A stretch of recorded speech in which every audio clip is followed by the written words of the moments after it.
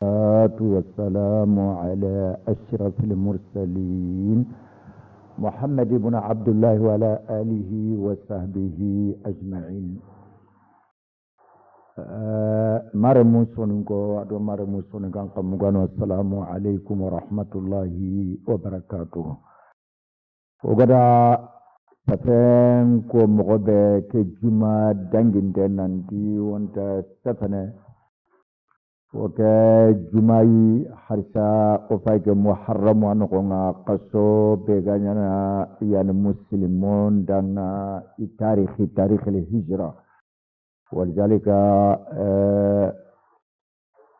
وي سومن يقول دبرني قصو كنقونا ودكو نانتي واجب في فرض في حري سنة متى على الرسول صلى الله عليه وسلم وأغنى الدبري يراونا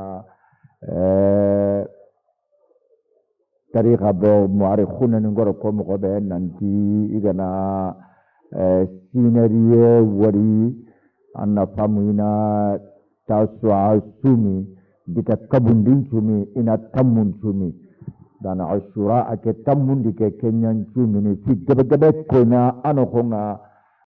lalimini ma gamu fo bane me kebe gana fo bangante khorenga kengani ya Allah subhanahu wa ta'ala agada nabillahi Musa kisi akotana na Fir'auna yolandi kusalli shukran lillahi muhimma oga brajin tume nyani ngana debari Allah subhanahu wa ta'ala oga ko mo be salle golli sire khairin golle salle khairin konne tannene annanne antondomme kesuna muslimen na fana le qiyamah sanko tanga baraje nyani keswa innamal a'malu binniyat angana ni kebe de bernita non dur ko donga ni kere khenga kebe tepunte ngan tondomme nga nanti anda de bari li wajhillahi nya anda de bari Allah ya dana wardahu ada dunya amma de bari ti fotanai wa robeni ga sumini lenki Allah ado kumbane wana muro Allahumma subhanahu wa ta'ala Allah ganna sumukunya poragantoi idana Allah ganna dunan kutiye newondi idana ado lahara dangenga nandaga kati jinani ni kuwa aljannan kaninga Allah ganna anyanga sumano kudanga dunan kutiye nemane lanoga lahara kebe murnu amuri de henna yere gana dangi allantaga akita lano gollentaga birey fillandim palle lana hadmara menna birey ni filya debarni watratula awwalu ke birey fana nyafay ko ga ken ko ngam biran tengeni makota be angantara angana kara kota da lo birey tanan ko nga donc ken birey fillandi golli trente korosini gollu brente korosini fotanante koro fofontara gene nonga yare ani lalimini nga kono mogobe nanti duna mazra'atul akhirah nanti duna na anna famu lahara sohan tenya ya ngana kebe tifi anokonga angana ntenjabandi siri na tifi kamentere kamme jinde baga anda golle nene na soki brende soki sire nchusu baga anokonga marame agananya hari aktari bane nyai ana tiganga benkitei ube anga ilenga benkitei ube anga jakatanga benkitei ube anga kholinga benkitei ube anga fatitanga benkitei anna keki telagata ankaga duna kebe anga branta ukebe nokonga angana anyum kinkina Allah wa subhanahu wa ta'ala anda nyum kinkinai anda gollen dabari agati kebe wona dabari oda dabari agati kebe wona wara odo wara wakanai oda gollun dabari agananya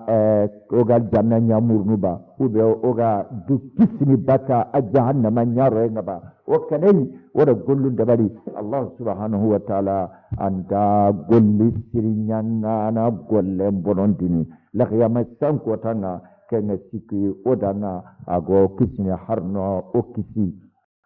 arna aljanna nyongodanga takai rubeni ga nonga yukumunga ya rabbi wa mani do fa ben yakatniya Allah ganna khapri muslimi gondo muslimi yakharun cudanga Allah ganni qabr nin noro Allah ganni sukka fi annabi nyimmundo khayfarundo walinundo sarasirunga wa hasuna ulaika rafiqa. أشرق البدر علينا من ثنايات الوداع وجب الشكر علينا ما داعى لله داعي أيها المبعوث فينا جئت بالأمر المطاع جئت شرفت المدينة مرحبا يا خير الداعي. أشرق البدر الرسول صلى الله عليه وسلم ودتو دعوة كين خنا جلي وحينا ينقا كتينا نعمرنا نتانا قرنين دبري أجر جابين دوب دبري ويتو أتيك فتي قرناناي إما قرا كده جرا قرمندي جبريل كده جرا قرم مغيا جرا قرمندي ada karamunden killen koyei angan kata leminen jikundine kammo kenya na gada kakudwa na apada na awara ati qara ati ke pati qaranga na lanne ma qarabada na nyata ni fili magas jofene tani sikia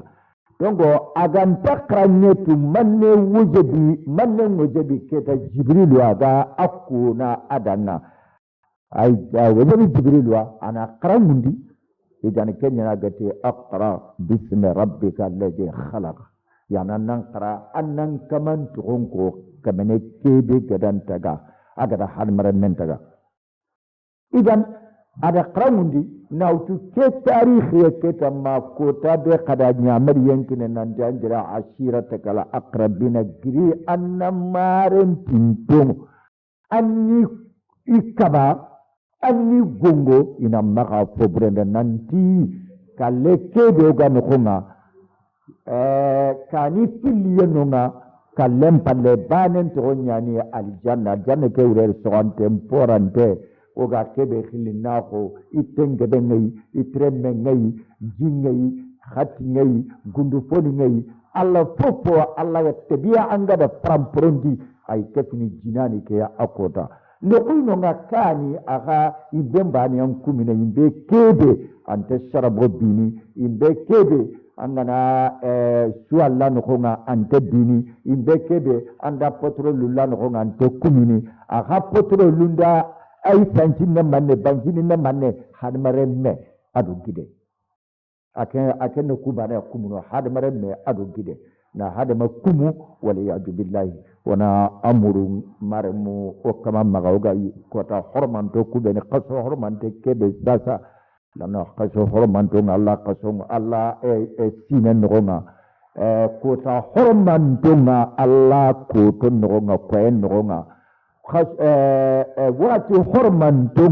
anna famu kien ngonga anke nyimya nyana dudana haklante anna dugotowa anna kunukuni korosi yang kibarenga yeli awajabi ngaba nangiri nangurun chaliba fardufe ama wajabinga lakini ngana giri uronga dunaga kenkane ndilla kenanki nda salli jimutu nda arkanu fili salli Allahu dangan kata kenya danga nda aye bane qara qur'ane wube ndinki tumurgi kata Allahu na buangen debadi yalli asirenya ni ba mabuno maminya anna kwa ki tindi ndi adabarni anyi mena tu mare menanti fi'lan angara ko mo ko be angana giri wuronga andan calli jin kurumban naku angiriya antawa anjin koy kata Allahu andangan ya ancen menga nanti ke danga dabarni kama o junubun tabanyani ngamulla maga annan junubun khafari kama ngeke murna maga andina mpi ado Allah rabbi anna sumura Allahumma Allah toni ngononga anda bane utu mandi sudu anda la khiti kuntu gonya wallahu alquran qarana anda palmane qara alquran angan kata kebe ganta nyumkin torno ado kebe anga na jopanga dumene ya abada anga dumene ya abada anga ganta kutina maga yani kenya na pompo faidan tenga batempo faidan tenga anda famu muslim maga ande kende bari anyi metunu nanti izani ke wakati kundu wakati horomante nyana ampasu wakati nju sun kaso like kaso kundu ngatu nanti kaso horomante nyana gan kaso hijunga amma wuri mare me wogade kenya ko daima Allah go kilifindini ar-rasul sallallahu alaihi wasallam ga finin kinnoyi kudo odo sillanna maka kuti bainana wa baina rabbina yani alaka kebe goda Allahu na ganan dume oda Allah na dume daima oga fukumba dabarne ogri hijunya sasade o fayke tini muharram o fayke sorobeni Allah gada inya bannene ngana na bremuto na khalifiya nanti ke fayke khalifantenga anna la qiyamah sankonta anna raporin safana taqririn ya safana anna kini ike Allah huwa ina fayi na breke anga da nyamo odai me katanga runno anga tele taqririn safa anga rapor be safana foi no nga ide kemmo jaban kama sallim palle mubashara zaka ide jaka mo jabanga na breke be gamma mata na subranda nan daga kini fuqarun do miskine nga nyi nana nyaaw fuqar me la nti bakdari lamane yani pulman ni anna bagandi anna fuqarun chawondi tay anni ya khanjinin suratai len ki fay ga fay ko magala danga asuda ga ma bo bamran kan nen to yogo miti domba ya miti manne ci kota khore ala kullu hali ngar faamu mo bay ina khili kota khore nyai asura ina khili kota khore nyai ci kota khore bi maana salle yani salle ken ko nga yajibu manilla da frampra wala bada lana serebe gana ti hari yanda asafen kuna nga kaman tinia nkore nonga Allahu akbar nkore nonga yani awure manne nyaku lemu nkismaru yanonga ngamula ni nyakalindi lenki wuru khorenga Allahu akbar ya Allah ya latifu bi ibadi Allah khorenga lemu ngononga nyaku ngononga kismaru ngononga ngamule ni sondi lenki wuru khorekei ine kya kono dana ni so anni sondi ni timane na tele gande khobidanga na kinia ini no gonin paga kudo na magadul mare manyi mena golle ke me fay gada hada na nyalla da ni me pare mako ko jahili gebe ga khibaru fahamu mo gobe yani ananyi pare mako Allah mako pare mako lakini wetu Allah koni do kono danga nantono okorunga woni igandi farende kono danga alayhi salatu wassalam wono korum igandi woni faga wono kurum kanu wono remun chumbu wona Kenya sugade mibe game dinan karana ngana hadisan karana ngana tarikhin pai anga fini ni nayi kaba kunyane kendre farenga ni gollu ko bene debana alayhi salatu wassalam ada yaqundare mundo anda fa muslim wolle mun kutundanga idan angana kunyi gandi ni fogundi kenani anson de men an koranyani anya keta ke anken peti fe Allah subhanahu wa ta'ala ayi brajenga darnandanga ande kenya lenki ande kenya kuma ande nya kota tanaw abrajenga da hari gana tilenke ma khare mare me anna maga sefe mugo anna ngaklem pai anna dinam pai lana sharia fu gebe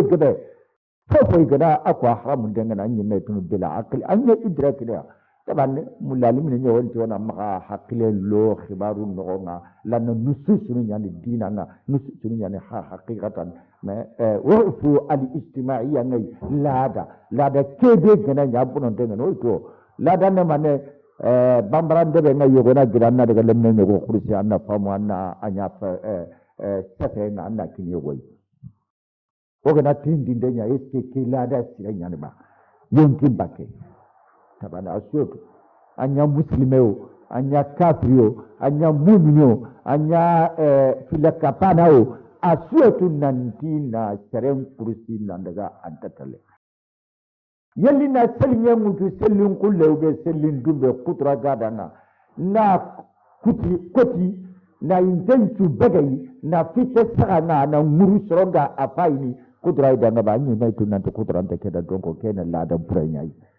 kan nan daga pomuri nille mumbagu dullenga nin kore bogu feto nga nin kore nyahalindi mareme mandama kharade angana nya jahilu nisful mutaallimu nga dane kenya gaben lenki yani qaranye ande jopa amakinye fomo ti fomo fahmi idan ike sebe ayi hinne lono seren chondo menga nanti nkore ngano nganga brandini hara gamanya feti lana la ayadil islamiyya kubeni go maka ogana sunyo ndadi be sumenga oga kebe khiri sal sun qasrun challe ogana telle arafa inanchigi abite filang oga kebe debani oga tini anna famu ke banun challe so ningan kandengar kenya banun challe donc kuana al-islam akum petinga me hadisi gebe nya al-islam akun no ngamare me agam patanta wona qawndu ore munga wona tindu ore minga maulid rasul sallallahu alaihi wasallam paren teriye lana abange aga bange mo kawa fini beni geni kata aga bangene noro ni beni sakhenda de wari katia aga bangene oni tindore mungo oni fahamundi tay badri kuren kota faren bagare ke hijra ka ngare ku beni ko ngata ashraqal badru alayna min thaniyatil wada'i wajaba shukru alayna ma da'a lillahi da'i أيها المبعوث فينا جئت بالأمر المطاع جئت شرفت المدينة مرحبا يا خير داعي يقولنا تطلع البدر فاري هجرة من كاكوكي كبساسا نمبغ مكة دبي أجر قانون نقطة دونا دبنشوا فأجر ورقة بنو فلي جابي مركبه jimba be jibril gare wara khadija da utada daga katti warakai ada fai warakati kebe ga yanka katanga fo burete ame yanka katina musnya na ame yanka katin musa ya yanka katin isa ila alaihi salam igana bire anda awake angana jopo wakati be ni to bire ngai ga yere anda famu mi gadi ande ma me an soro ngarini yam bagandi makai bani ke da'wa mege tongu nyan tongu ga no kuso anda famu soro nyan khonnu an khonne nyan ga bone sarsuwa tongu kono me na ga bai geta sarsuwa na nya tongu de anga saben kono na bani har mare me sarsuwa ya awrudi imme tono ke bani imme muslaha anga na nya tongu de anya aminu anga na tanna hakkan nya sigindini wa ube dinan kilenya sigindini mare me yanga janga de anta tongu kita bono tongu ntai bana kenganti ikhalen kita kena hamare men tabi anyai angana nya kenga anna famu iya anga janga ne angena tongu ko idan wati tala al badru alaina min saniyat al wada yugonna fi talaa tarikh ni yugonna ta ashraqa yani surya nambana fare kisno fare noronya noro bage kata idan wara kagada kuna danga dima be marame nanti kyali katanga faren kawaya ati awa mukhrijiyahum yani akawa yani istifami kede gede li ta'ajjuba yani iga mogobe makka no nga makra menyani idima wara me yi makka mulla yi makkan ko mulla idi yakhidona yi ma yi makkan kenya yi fabani makkan ke ila akhiru nanti lindo ngana da'wan ko yim bagan ni nin kata bakam makka no nga akawa kenya da waraka titrinde kenya yi felan ko fake kenga jara faran da da'wan da bari maga kinyane khahu tammi ado sikko na ado makka no nga anna famu ida kata lana hijran ka benya torengri nanya kati asahaba ni ngai da sahaba nin tora de sukama idi yogo sumayni da kunkari karinde mo'be hari karindu be sasa me kafin chumba na isuna milla bane gai soro beni angana tarikhin bayanna famu kafri ku beni ga duna sasa sendengi ga golubru be nyana muslimunga nafsu golubru nasu safo buruku do golubruku kafri fono kunyi kunyanya na kadi muslimu fononga muslim fonon tampida marame katoga jofne kere ke tampi amma sasa halle kebe go kama kenya ogada Allah wara na alqur'ane wara bana ngana Allah wara ogana alqur'ane wara kenya ne do muslimon batenga sa sakati nubuwa kunga bangen no ko kebe ku mare mu do kalluni kunga ne arabu nyayi da Allah wara subhanahu wa ta'ala Allah di wara fofe gan ko ngasa zanna famu Allah kidare nyani ko tabe ogana yille bil ikhlas wa khalafin bil wayde kata Allah wa bil iman wada alqur'ane kenya o foyi o ga karana wurundo kemo ga kullu da ni ko sahaba ni nganya nyana mo kebe wanda kana amerika avionia wanda kana rusia avionia wanda kana franjiga hijabun kabana franji nanti sare maka ronde bana kaga na ronde ana islam kunya roni kunyi ne kun kana lai kininya wanda kana har yoga debe kebe sasa dan o government angatu kai mai kandu sabagai mendai malini sarakalini popogata suna franjiga kebe debande nafsu nganne aga ngani ko bani dabarni aga gollu ko dabarni kunni mai nani nat ina kumbani ya dabarni ina kumbani ya sababani na kunni mi adu safollaga na surnal ni do potran karna kande nyumo odanga ila tariqi mustaqim idan sahaba min tambi ida yareke kari ndi mogobrei na akina kari faran da nyamar yanki ne hijira fanan da bare kate habasha filandin da bare na nyamar yanki ne sahabani na sarlan punto ku bane kanan daga hakunan daga na famu habasha mara me kereke famu da kadaga habasha faran da kuni da alayhi salatu wassalam ati yogoyi nunga hinna nan yani aga hinna na kana gamu te kai gamu inta khusire kana ta ku adabe nga ante sere torno mare mande ke seda hore ke bedi seda kunya ba karaga fulane bangi ke debi fulane ke debi gume fulane kan daga kagiri ke debe katti ke debe kan daga akaman bange ayi sono ti khariyena ayi qadrono ayi khatta hundini ayi nafanya na kadanga kila mare me kibaru nya kundunya muslimon ga daga kadi quraishi giri ada faru mutu nandane katia nandaga kati anafamu najasiya kenya nya habashi tunga nyugonga akani masihin dina nyai ani wanne saran dina nyai ati kusoro deni gari katanga kundu yurubaki korunya no konga ido arabu nyimbane ay serebe ya tonya ni muhammad ada arabu nju fata fata bakamai anya sababu ado amurti baka odina pananga ado dina kurumba yalli na pono danga na susu bonondi ko idi gai katana anna ikinya yidina nyille bo kisan kutengononga waitu anna famu taban najasi bara amadunga ikinia bale awu agadi nyamar yankini dimbe nanti anna famu ina alquran garabana amru ibn al-asi kebe gari makan ko fare kebe gari anna famu tammi wali inta hari sujud nan danga inta ada munafiqin sepen suko anna famu habai me tunganyo kema araga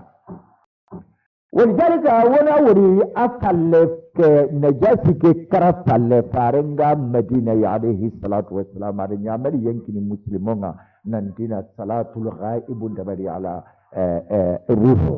إن صلى دبري صلى بفرنغا انتا أنجونا أغا كران نغتنا خنا ميكف ما خنا صلي خنا دوان نينا أدنا لنا صلي كورين دوان نينا فارنغا كنعمل يمكن أغانا أمر الإسلام anyi dina nyai ke seda ube fare ngene debri kiane koy ni hari wogana fayil lengi kota do haqiqa na angano umadina nya famuda kempale osron koni alhamdulillah rabbil alamin sallenga debarni nangiri misidunga nanaga misidum paga depu lakini salle ke ga mogoni beni kai kenga bendo otoro na kenga la kota tana lana da kengan ketinyang dabari nangiri do misidunga ni paye khasata ashabab lamunu ka kento fana mpal ma mini bene ga mimber nin kamma manadir nin kamma iga khutuban kono danga koyesu tabane juman ko tanga ina duroto ina ke kafu sallen nanya salliti manta ya hamba num maga daga be wari ni tangen bane aro na nyinya na nugun takinya na nyinya na tangen bane ana nyana mo dambe nyogwa yi modike angatu nanti ke ga sondo meke ga ken honga agare tege kenya mo ke be ken sondo me makana Allah ya abada adan kana Allah gambande salli ni kundu ubie sondo men kana Allah ka harisa daga gollen gaba nyano maka sallen salli Muhammad pi osro maka arkan bane ke sasa arkan nuku nakata gana buwa gana ajopa gana breda batena angana ammonte on pai seconde ni fili garan kire minute fede minute ta de mete khante kinya ne ke kembra du ta arkan nun nakata daga po ku fati salwa bal mamini nan duru to har sasa ina salle ke pangandi siringa sare gabe tele salli ifalle sa inte sallini وبينا أنكتين جرين لنا سرون جرين لنا كان تفنى الأمر بالمعروف والنهي عن المنكر لأن سل يعني عماد الدين عن الدين كيف قندمونا دين عند سكي أكما أنا ففرنا اللي يمسان كوتانا أننا رمتونكم من إيغان تريندني لأن أنا سالي أنا سالي تريندين دي منتانا أنكا فريمانيا لونو كونا تريندين bani tirni le begene tirni dumbure nyani ka salla na kebe gati la ilaha illa allah muhammadun rasulullah ay salli min misidu ngai telle ikana kengi tengen bani arone nyine nugunnen te kinyene nyinyanga fini filiani amma sondo me kebe nugunnen ga akama sondo me keme tengota atondita allahwa ube ama hakle kebe ga akama hakle kema dinam pahamu wana ke kapuduno idan sahaba min tore yangan kate makan honga kasni ni gilina bilal ni wutu sahara ke tewte se ke tewte nyande na wutu na siti nandaga pita akamma ka kenju kama kembra ma nyar bin kanne me tu siringa ube arabun na bunandi arabin tanda ba nanti komenya ni kembra tina ahadu yani bane yani ahadu kene ba ahadu kebe lam yalid wa lam yulad wa lam yakul lahu kufuwan ahad bane kebe agar ko kenna Allah subhanahu wa ta'ala lana abani yani la sharika Allah idan mannen yana farin da muhunci alaihi salatu wassalam yangan kate megri nan baga sahabanin kama ku bani ga limanan ka kutai ina daga khami yogoni kompon ina kompon bi ina daga yogoni na mutu makan ko ina kenci da ko kafir kutu ga yana ga kafir tuna kafir bane kai galiga Allah da fir'auna daga فإلى يومنا حاجة يسونا كل بانك يسونا حق لباني يسونا مغبانك أي إذا الله سبحانه وتعالى دا هجران جمندين ننتي فوينونا لأن ورقة بناو ثلي أني توابندين أنيا يادي سفكيكو محمد دان عليه الصلاة والسلام وحيوم تالي nanti an corongar nan pagandi atia awa mukhrijiyahum yerni pagandi makai aga mau makai kota bada kenya ko ati debe ani inta debe khanunu nan kotai an coronga makin pagandi anna maka gambin cinta maka wallah abada maka fare de maka khanu alaihi salatu wassalam idan ma madinanko Allah galla fi khairin kinya na faren qabrin kitan nungalenki imaka na faren misize de agresigin di makka no madina no ngana kin kita imaka nungalenki nampeso makkan koyi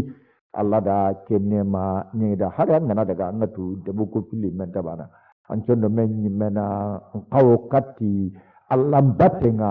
annan kanu angana ni misidenga antini farenya na limami nga kakkane kenci simme nyara ngado ke anyana kenyana madina misiden bane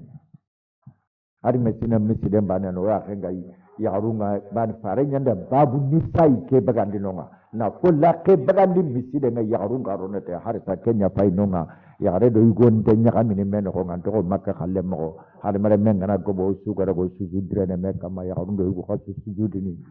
safa banu kwai yaru rente yugur rente lakin madina la aga gabo mo har ziyara na yugo ngana tele ziyara de bari wati kebe adu yarun ngana nya tele de bari wati kebe intabana wa allah subhanahu wa ta'ala agana inma la a'malu dunyati lan madina ko ida faren kibaren mugu alaihi salatu wassalamu itengin di katti makka ida trindin denya watini ido abu lahabi me na gamu faren pa ba tugunne iga na kona danga anati wo kware menni yimme nyangiri wakante nyani wobi anna famu agake aburtu bako dina pananya ya gadaga dina kurumba bagandi oda ganta kilei khamaha asafallaga farengana ni alayhi salatu wassalamu safen ko sere suranga abdullah bi khana daga do kumbatena na kusafo kono danga lamna ida mahon kutu kesu muslimun tuna kunda ya mare me muslimun ki wonta kundu duna safen ko nan danga haranta annana lati annanya killata nayi sai jona wala kinna limana kunna ngade dina ngade dina na limana ka kunya pare ma ya isa a kuntine di golle batenga dina di golle batenga ma wara idan wati da ku daga habasha yogo ni ta kunnonga madinan kunda muguyiri yogo ni tibi iri da bai afanan da bari fare danga na filandin da bara adana la aqaba yinonga man nyana keta farenga mulla indaga katiya bima'ana ina makka wara indaga katiya bai'atul aqaba al-kubra yani kedangi falle ko sanandangi falle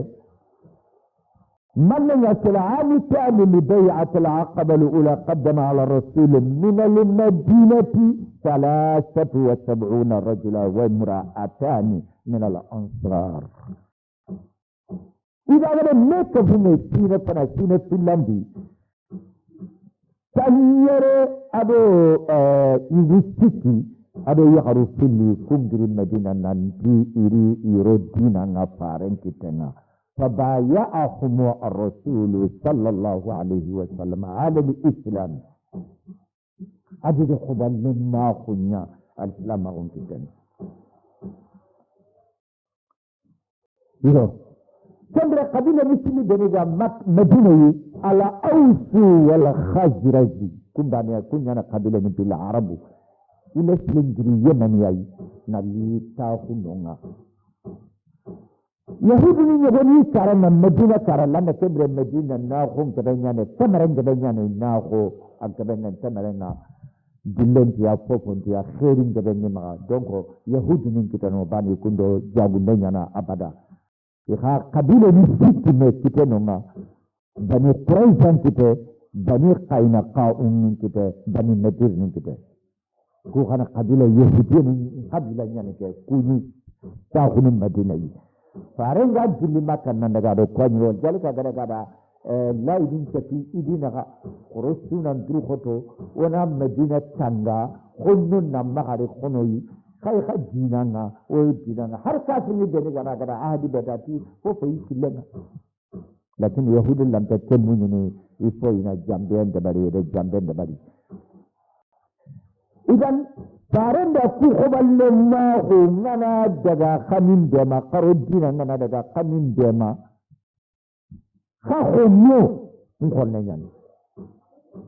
probere ga kagga janna ni gazana probere ga kagga janna ni gazana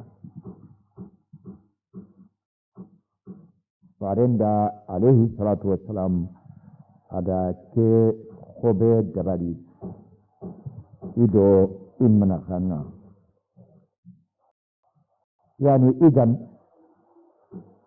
jillen nyane sasa dege en kasafo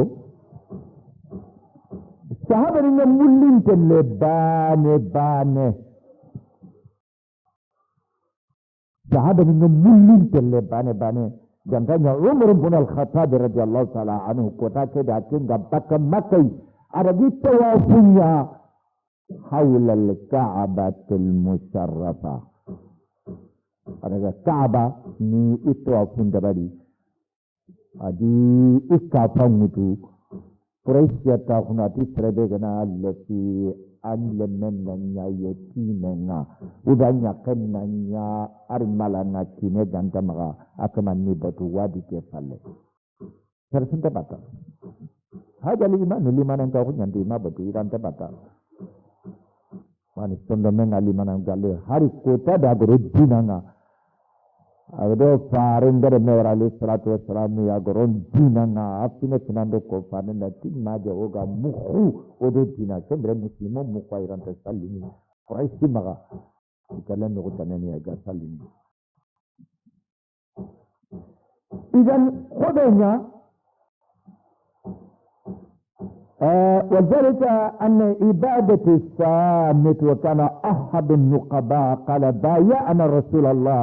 بيعة الحربي يرى بيعة النساء بان بيعة النساء يغرون قبه خمغا جيني خمغا سي خمغا تيني إلى آخره ما يقول خلنا العقبة الكبرى بايعنا رسول الله صلى الله عليه وسلم بيعة الحربي جزمين بيعة عندنا رونو قبي ونا رونونا أننا كرنكم ونكرننا بيانا على السمع والطاعة ودمجي ودرجة في عسرنا ويسرنا خطنتو نوينتو ومسنا ومكرهنا هذا وقت بي وسون دونغني نساتي نوي وبي يقولوا كرو وأثرتنا علينا وأن ننازع الأمر أهله وأن نقول بالحق أينما كنا لن نخاف في الله لومة لائم وانت كان فوفي ما دام الدين ناكي لنغني سريعا عندكو نا بانغان دي ناكو وانت كان وانا دراري كاسا من رجلي بنادق من رجل مدافع من رجل دفاع عن الإسلام نحن مستعدون وكمن دنياني ونجري إذا فارن دك خبال لما كنا منا خاننا كاسمين يا خنيا في قتيبة مسلمان بكا صلى مكة كوبا نيجي دي محمد إذا جفا إذا بكا مكة نغنى كتي يسربا كمبرة فارن مدينة تغنى يسربا فيها دونك انا خبار جمع فاي محمد بليغ يعني بمعنى سننغان كامي عنه يعني اراو ستفنه اغا سيدو كونو ايرونو سرونيون كينا خجني نانا مغا دليل نبني اغا كونو سرون الليمانان كا خنو تي وغنا جري ايا wurnu adi kapalle mo kubeni gilimanan ka khute nan daga yesra ba medina yi ina dawlan dabar nonga na senden kita nonga o hal commerçant ko am yori ba mare men har mare me dai ma kana mi le kati iga khairin kita tikille ba ba ne nafa imati munen klare tina de no ito o commerçant yo kungili chama na mbuguti medina kilenya kati makana de kilen kutoi mare mande muwa yani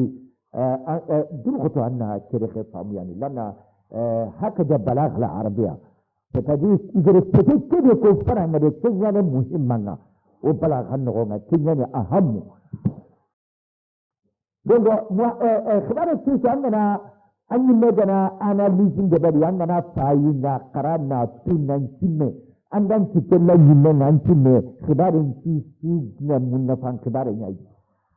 agan turun maka aga ti delongara munjani delongara munjata serenta gana jeniya haramun tete sere tege denga lama kendre makkan ko nina bronki tete kenya riba ngolle haramun tete khada ka jeniya ndabadi bani kendre ino komo nyawti ni sigindi kunna khalisi muri da na wuronga ita kede kita kamne na khalisi kewutu anna famu ana anya ihajuma joloke ina gaga haramun terni nonga yadni munani kupata igaranyi munani jura na ikin juru nyani ido fule na ida akhiru bo kibri jina burin kitekunga aganti muhammad gari abi dina gara alayhi salatu wassalam al-islam an qalana al-islam qad inma al-khamr wal maisir wal ansab wal ajlam rijs min amal ash-shaytan fastanibuhu la'allakum tuflihuna ke poti magade ko marse nyande ko kuga butikini patanna dolonga ngera tele ku doloni tani minna donc koron ka funa yu odeni amari daima mara meke anu ma ante hata jini kat mantiki gada yanje nan kinada kuma ni gari dare yin mangonna faidatu maddi ke ga da kitene muhammadu fada ne sababu na ken kutiya kunyanda dukun da dadi nan tafi ne kudo ina faran da jabe salatu wassalamu alaihi sahabani ibanianta amma o kuma ni beni ga mino mo mustada'atina kullam puntoku la hawla lana wala quwwata ko kuma faran ga bilali ni anna famu ammar ni asuka tai bani yato anna famu ado kede gari tomunyan ya na ado kede gari lana la ilaha illa allah awrana la ma'budu illa allah kuma kuntai donc bilali ni ko nanya ana nati kuma kuntai anna famu dan tumbana aso din tai bilali abdi nanya wata binna kuntai suhaibun rumi akan giri rumi atrab ni kwa roga wana kunya khili salman al-farisi kengri irani khakun beni ga ere tuaran kon bana kai fata binna ngono irani kon kullunya ni suhaibun rumi kullunya ni me idiza ko moy khama ga ere la usu bana hadmare men jata usu bana igo yare usu bana para sinta pesparai illa bittaqwa annaka nalla ya nyam kotina analla golle dabarnya anyang kotinga anne khairin dabarnya anyang kotinga anne khairin kono anyang kotinga anyang kotinga Allah banne para da ko ni dan alayhi salatu wassalam a itikedo safa kote di tadi ke wokumo kan ta golnyo dana wodi sumbana on ta dolo gagene on ta ya harun tibini ga khalsi murno dana ti jeni kulena on ta ken ka khalsi gida o daga da wazalida ga hijra meni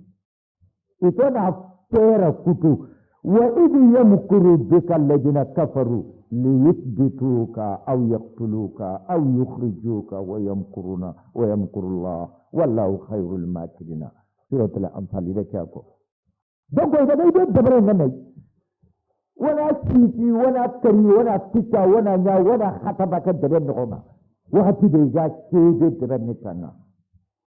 lakini manne ikuti dabari ngame Allah bi khalle ngame wallahu khairul makirina Allah ga kede kutu kenya na fusre bani sebente ko hana mare munyani iga de men no mare mi medina kabare ko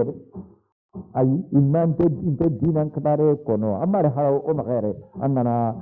muslimun ne ko ko nimro de o ami de nga kede ko no ko ajikunya mare me mustamihina ne khana kemu kembati harbane hada mare anna anyin ne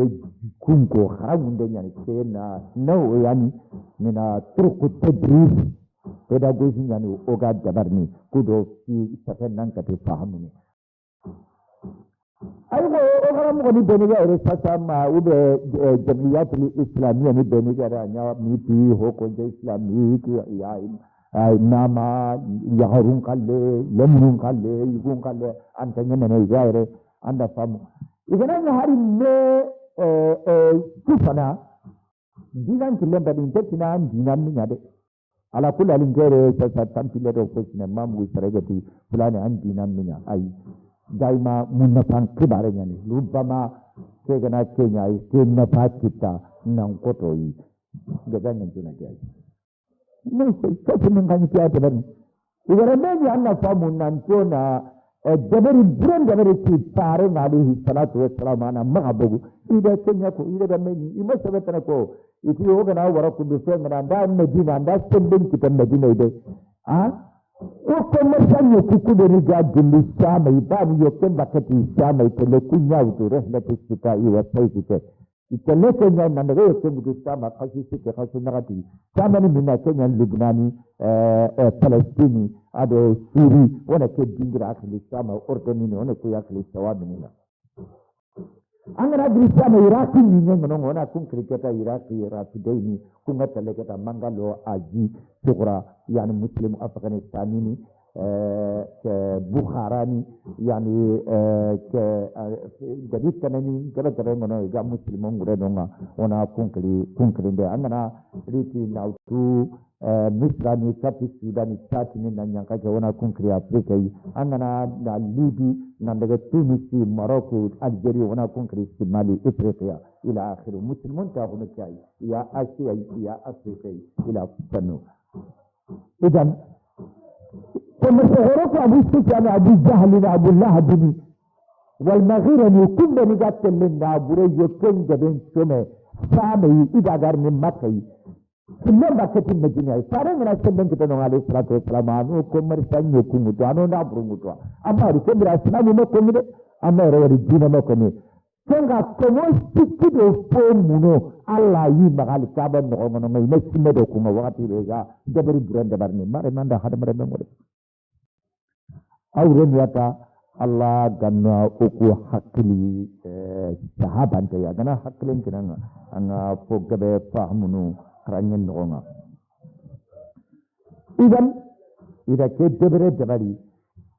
nanti na farin kari dabare legaran ni manne ke to na kari bani setane de yilla sirri hore adi sinko kulle angana wari anna tanna fama me Allah batanan te yari nangiri nesbi na minariya diga no kunu kude ni sasa kunya to ni nesbi la nasijaji kana Makka Taifa Medina kunya to ne Riyadi Jidda kwa to ni nasijaji nyenye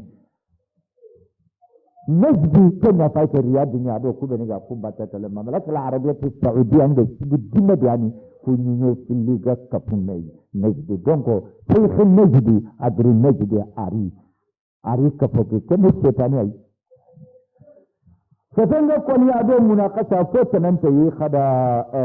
onan bange ona safabane ke de gan katte su tondini adan kata o khibarin jabarni kene safabane manni kene Sheikh Najdi Abu Jali dara ko khorona lamunu kabila suga ilana arabun batenya ngara serekari magana dam batenya ini kana men serekari sikon na to kabila nga har kumbana yima har kumbane diga ke mekalle de kunde de har kumbane angara to de hari kebe karaken ko da mare mun ngada intiqamunya araben jikunya ne kenga iha saqafanya ne kenga idan manne nyana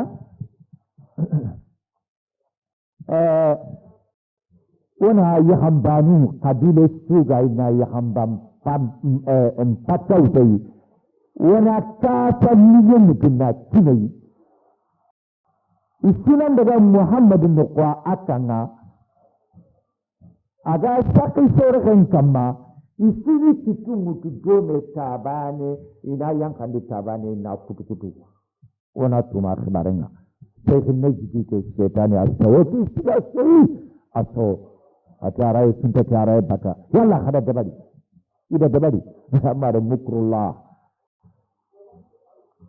yani Allah yakhallen kama tanyi dabaran hakunda ka dabaran Allah khallen ya khairul makirin ikun da tasawuru kidari hakren nanti kumbane Muhammadu kallena kunni makka no gonga astro no jilido batena kabila sini idiyam bagandi wanda famu na kina suronga kibada na jiro kama ube jaganyen da na shiri wuce za ka kuma ube ni kari wadda Muhammadu surona jaga ikun da kente ngane don ko Allah yi jabare nga khairul makirina kuji jabari bren jabari barakentai Allah ma barakerai idaga urummu ma yi lemilallama nenya tandana kengana Ali ibn Abi Talib karamallahu wajhahu radiyallahu ta'ala anhu ini kenyataan kana farendi khupira memudu nawra kama Aisyah kanonga hari sebe na koni danga nanti kana mani garaga ida fai nono iti Muhammad ille kata kengonga kadi Muhammad alayhi salatu wassalam adi dore mutu naro fofo torondi fenga ada gidanga aya Allah al-Quran suratu Yasin ay ken karanga anda famu lana kudo faja'alnahum baina wa baina ada saddan dabadi anda famu kedega sikki ko tegen dabadi anda ado kafir ni kuna kana ima wadi ada katti men jangenga katan nabi nyima kungarni kenga Abu Bakar Siddiq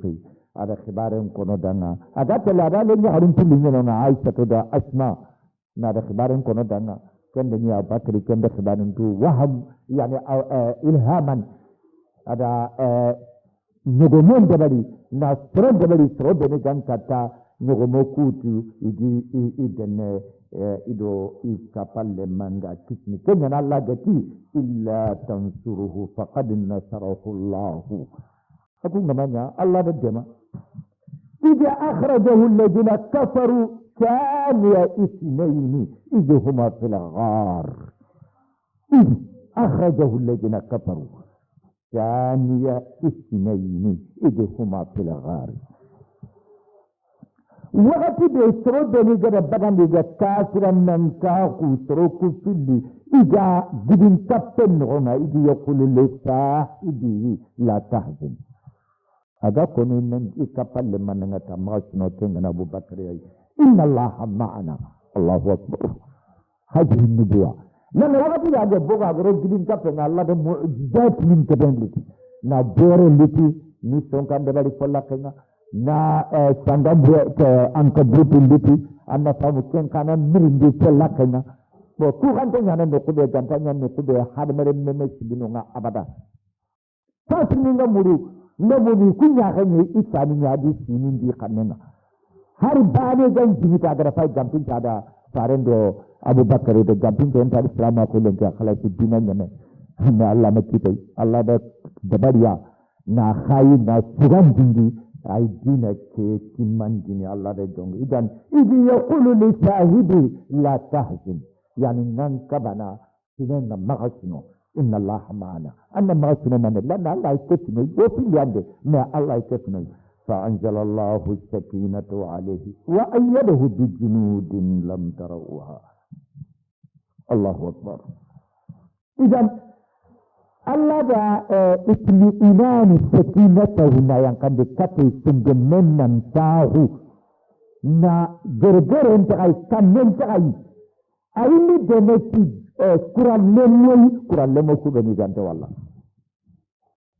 idan Muhammad yakilena keta katti yasra bayi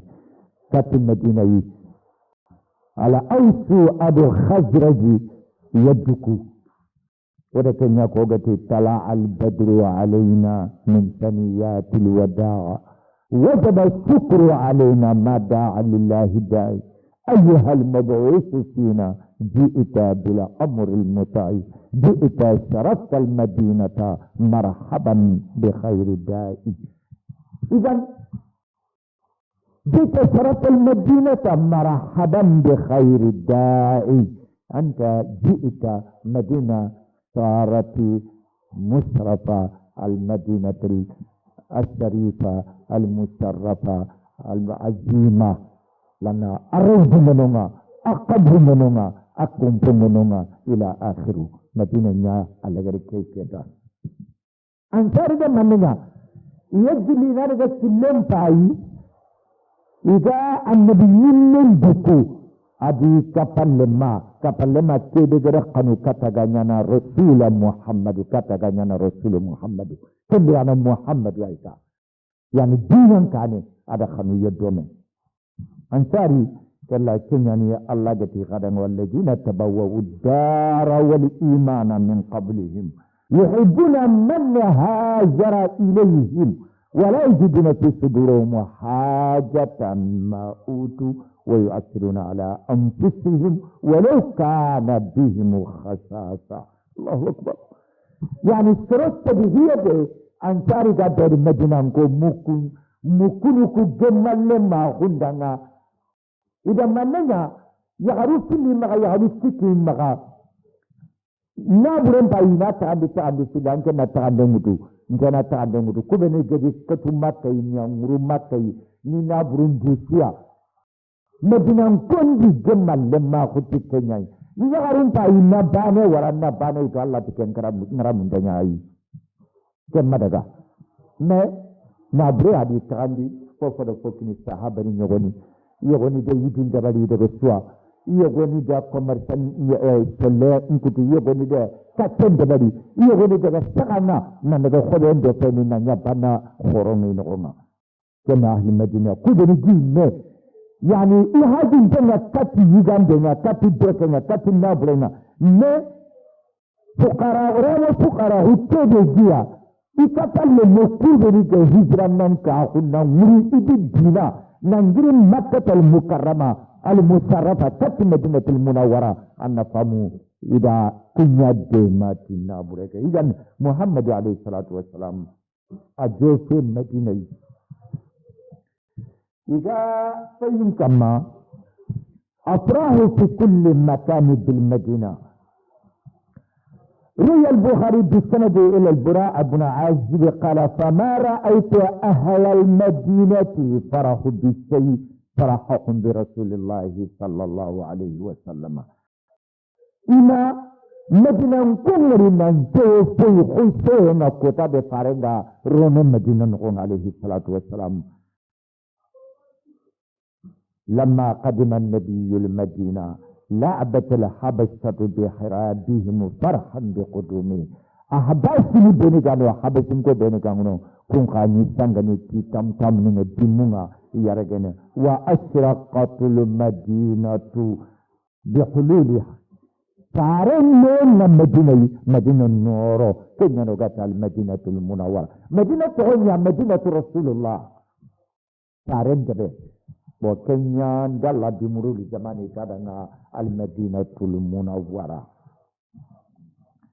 فيها وسر السرور إلى القلوب سند من سواء أقط وعنها أيضا ساعة يوم دخول النبي المدينة فلما أرى يوم أحسن منه ولا أضواء أكيد أمفارلو كوتا مدينة إستري إما كوتا ولي أغام بسا كم كوتاي إما كوتا ولي أغام نورون تكم كوتاي من يوم دخل علينا فيه رسول الله صلى الله عليه وسلم المدينة وساعدت جوات الخدور على الأجاجير جوات الخدور يعني البنات يعرض جميع دوس صدرني ننتجي كم كما عند قدوم يقولنا تهنئة الله حال الدخول طلع البدر علينا من ثنيات الوداع وجب الشكر علينا ما داعى لله الداعي أيها المبعوث فينا جئت بالأمر المطاع جئت شرفت المدينة مرحبا بخير داعي إذن الرسول صلى الله عليه وسلم أجوك مدينة أبو إكتاب لما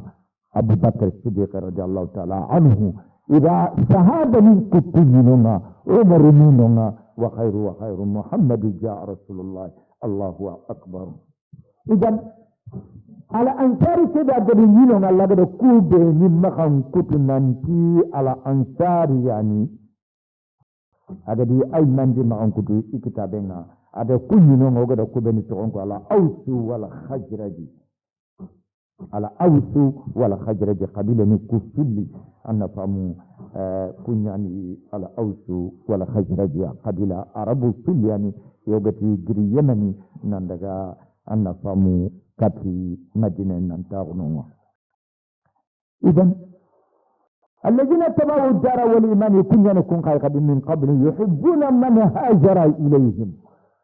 نفس القرآن يعني كده فرده كنا جريد كاران درجة كتيجي خنونو هكذا إذا جمال لما هو فوفنا ملا الرسول صلى الله عليه وسلم agar nyugo kede kama nyugo kena nyangka iya inanya fare njati dia fofanya mulla kenya yi koni no kun walle jina awu wa nasaru ikun ansari yani khadija hakaja Allah subhanahu wa ta'ala bani nyogome nyamarin tenyani nyogome nyamarin tenyani fofo gana kanu ana farenda tina wara nyamariyen nyano konga ma ay megan daga khurufun no kubai yani ma nyogome ke gatelle anna famu khurufu no kubai aga yang kanai fari alaihi salatu wassalam asrunda yang kan katen kita ngatu waktu nyame wai mulla sapanna nyame dana ajille nyana wa gana jira Allah subhanahu wa ta'ala Allah gana juma tana koyi mo gada poko ayon tatino dugutanai harna anda famu sine kenya sine wululumin toya nanya sine parkin toyi fare nijiran nan ka hullen ki wujine ado ko mon nakati do tampille do sine tuni Rasul sallallahu alaihi wasallam anna famu ado otungun di fofoi ada fofo karawundoi o juanga meda nga srebe gana katu simini fardu sede srebe gana katu simini anga mallenki kita anna durukota anna kumbane jabari anna simi angenna simita nanti puani amattade farende jabar alaihi salatu wassalam puani nasilankani fardite anya salle anya simi anya khairi kullembare ko mo anna jabari Allah subhanahu wa ta'ala ibrahim kinanga اللهم ربنا آتنا في الدنيا حسنة وفي الآخرة حسنة وقنا عذاب النار وصلى الله على سيدنا مولانا محمد سبحان ربك رب العزة عما يصفون والسلام